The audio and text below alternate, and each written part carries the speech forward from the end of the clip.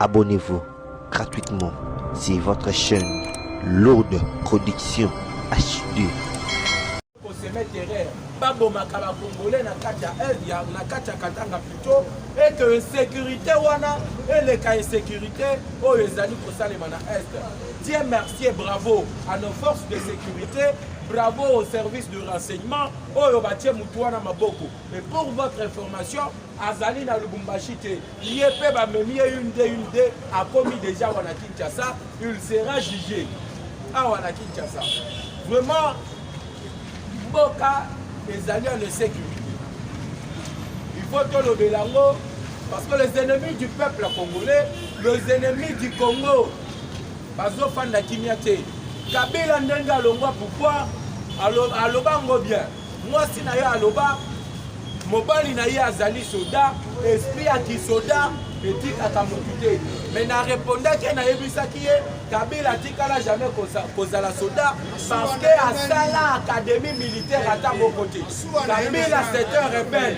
Aïe en tant que rebelle, les alliés esprit à rébellion ne kotika la ka jamais kotika yi. Mais tozo yebisa le moment du rébellion ici là. Avec Félix Tshisekedi okozwa appui na yo wapi. Parce que Félix Azana appui aux États-Unis, Azana appui à Russie, Azana appui à Grande-Bretagne, Azali appui à grande puissance tout dans le monde. La France, la Belgique, voire la Tunisie, le président Asseni, le président Asseni, que les trois pays Bazali Sima, Yamokozamoka, pour être appuyé à réussir vision à matérialiser vision à la République de nos pays. Alors, soyez-en sûrs. Moutoko Sala l'issue sous coup de Kazate, le Katanga est allé menacé, le Kozala n'a jamais balkanisé, le Congo ne sera jamais balkanisé, le Congo restera un et indivisible.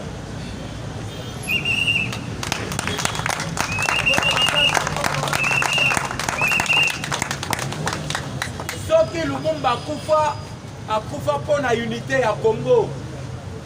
Ata soki topinga Mobutu à certains dictateurs, mais Mobutu était pour l'unité du Congo. Alors Kabila Ndenga Zoya, na esprit na ye à Kokabola Congo, à Kokutana na biso ba Congolais na zela na ye. Parce que bakoko na biso ba yebisa biso totika ba division, totika tribalisme. Tala Mobutu loko na bana to se na Mobutu ezalaki nini. Avec Mobutu, tribalisme ezalaki te. Point positif, on a et pas Mobutu Yangwana. Avec Mobutu, tribalisme ezalaki te. Avec Mobutu, on pouvait nommer gouverneur Azali Moulouba à se retrouver na Kivu. Moutou à Équateur à se retrouver na Katanga. Donc, Kazo travaillait à l'aise. Mais avec Kabila ou Ameme Libiso, décentralisation, tout le monde a 11 provinces. À cause de ce tribalisme à Makassi. Mais je vous dis, chers combattants, c'est ça le moment. Mokonzambo Kazo Bunda, bisopé à la base. Il faut tout militer pour appuyer pour être vision à Kokisa. Alors je vous appelle à la vigilance. Tous à la liste du colo Ali. Parce qu'insécurité ezaka na Katanga te, insécurité ezaka na Est, voire même ici à Kinshasa, ba plan na bango wana ezali ka kosalema. Ici à Kinshasa ba kulu na obozo yoka, bazali sécurisé par ba colonel na ba généraux o bazaka kasima Kabila ti lelo. Okomona bakangi kulu na lelo 48 heures après Kuluna wana abimi libanda. Abimi dengelini, bafoutier, bazui 200 000 francs congolais, à 800 $. Après chez certains colonels a y abimi sié, Kuluna zongi libanda. C'est toujours de l'insécurité. Alors que chaque Congolais a droit à la sécurité, chaque Congolais a droit à Tambola na Congo ndenge alingi. Mais ici à Kinshasa, dès qu'il est 22h, 23h, 0h, et ça n'a pas alors nous devons dénoncer Babylone Kotu Yamabe, Biloko Nyoso, oh Nyoso Yoromona que non, oh les Ali Mabe. Il faut aller dénoncer ça à la police. Je vais chuter par correspondre Mouto à Moïse Katumbi à Lobaki. Félix Tshisekedi est au pouvoir grâce à Moïse Katumbi. Parce que c'est Katumbi, Mouto a télémé la Kabila. Tolérance. Tolérance. Mouto na lobby, c'est Moïse Katumbi. Mouto a télémé la Kabila. C'est Moïse Katumbi, Mouto a boya troisième pénalty à Lokuta. C'est grâce à Yeo Kabila Boya qu'on se représentait pour la troisième fois aux élections. Peut-être Azala qui n'a pas aujourd'hui Biftek a une histoire. Mais pendant qu'on paie ça y est pesant, à Matama Pekaming, je ne le réponds comme ça. C'est Félix Tshisekedi, Moutoua Sali, qui est président de Moïse Katumbi à Zonga Namboka Congo. C'est grâce à Félix Tshisekedi, Francis Kalombo, comme il y a un Congo, il a interview librement au Congo. Félix Tshisekedi est président de la République par la grâce de Dieu et par la volonté du peuple congolais. C'est le peuple congolais qui a élu Félix Tshisekedi Tshilombo. Alors Kabila, tant que Félix a bandaki au Bunda, tant que Félix a fait la campagne à ma pauvre, azotambola na est na makolo azosala campagne, Moïse Katumbi azwa bambongo oyo ayiba na est ayiba na Katanga aya ko appuyer Martin Fayulu Madidi pour être président de la République. Et au même moment, Félix Tshisekedi faisait sa campagne en tant que pauvre, azotambola makolo. Et aujourd'hui, le peuple congolais a porté à Pessier confiance, à Yébissi au Pessier 5 ans, Kendo Bongisambo Congo.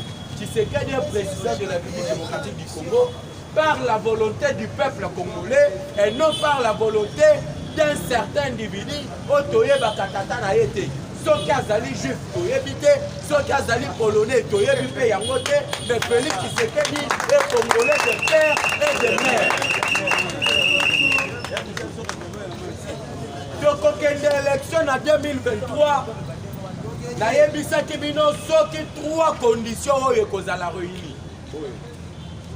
Soki élection wana ekozala transparente, soki élection ekozala apaisée, soki élection ekozala libre, à ce moment-là tokokende élection. Tokenda élection en 2006 et apporter le peuple congolais eloko te.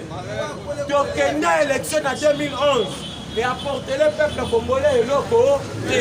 Tokei élection en 2018. Tomoni ke Mutoyo azana bokonzi. Il a quand même la volonté et le peuple congolais à se retrouver. Mais le loyo ambongo a longwe église catholique a commis politicien ya munene. Constant Moutamba, Azali Nojek, président à parti politique Nojek, membre à FCC. Azali Koye Bisabiso, que Mosengo, Azala président à Seni. Koye Bisi Bango Boye. Monsieur Ambongo, Monsieur Donatien Siolé. Niego Bolongo la Soutane. Bola taba veste noire en cravate rouge net tu m'attaques en pogno. Bobanda au la politique. Senko ezalaka institution de la République démocratique du Congo te. Senko ezali ASBN. Et là comment interne à l'église catholique. La Senko n'engage pas toutes les confessions religieuses. Oui. La Senko ezali comme moi et là comment comme Yamouké ezali au service des occidentaux. Voilà, Senko Chole na Mbongo bazali manipulé par les occidentaux. Alors le Congo appartient aux Congolais. Tokobanga et l'autre côté, il y aura élection tant que Tokosala recensement de la population.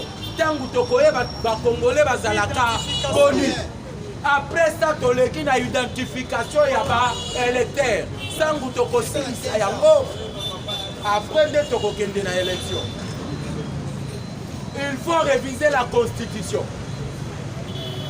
Oyo est la présidence de la République. Nanya Koki comme candidat président de la République. azali mutoyo azali congolais. Mais congolais nini?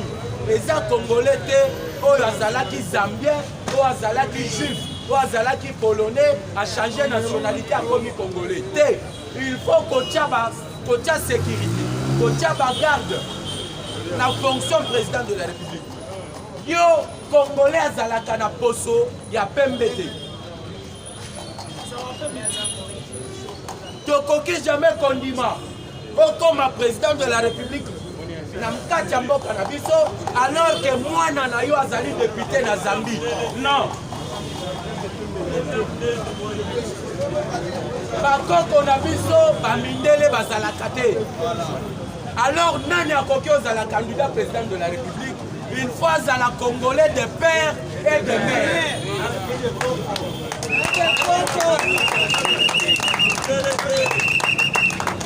Il faut toyeba kokolokoko na yo mboka na ye ezalaka wa village na ye ezalaka wa eza na bato mosusu bakoma na Kongo toyebi bisika bauti te bamosusu babotama na nini alors que à ce moment là nini ezalaki te eza na bamosusu otali loposo na ye boye olobi oyo aza italien mais akoma congolais tandis que moi na ye aza député naza.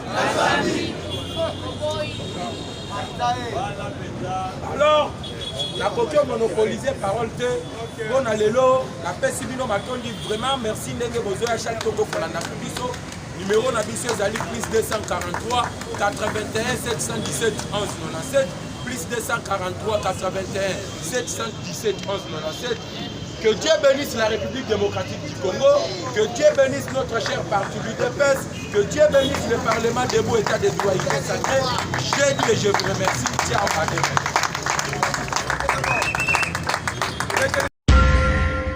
Abonnez-vous gratuitement sur votre chaîne Lourde Production HD.